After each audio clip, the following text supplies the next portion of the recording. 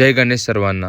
आज आहे day 32 of my 60 days transformation journey आणि आज ट्यूजडे असल्यामुळे दिवसाची सुरुवात एक वेगळ्या शांततेने झाली. सकाळी उठलो, तोंडावर थोडा थकवा, पण हात आपोआप ब्लॅक कॉफीकडे गेले. कॉफी घेतली, कार स्टार्ट केली आणि थेट दगडूशेठ गणपती बाप्पाकडे गेलो. मंदिरमध्ये काही मिनिट बसलो.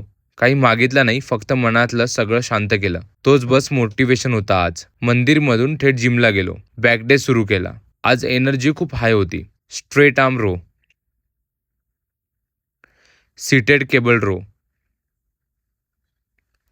Deadlift, pull down, bent over row आणि हायपर एक्सटेन्शन.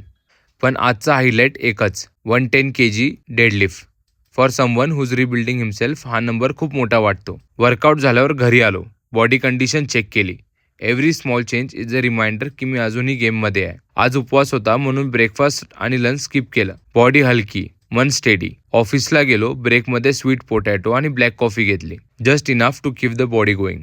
रात्री डिनर खूप सिम्पल आणि क्लीन. अर्धी भाकरी, पनीर आणि salad. Day 32 complete. Not perfect पण प्राऊड आहे, बिकॉज आजचा दिवस हेवी वेटपेक्षा हेवी डिसिप्लिनने जिंकलं. अँड ऑनेस्टली जेवढं मी स्वतःचा आदर करतोय या प्रोसेसमध्ये, तेवढं मी माझ्या आयुष्याला परत शेप देतोय.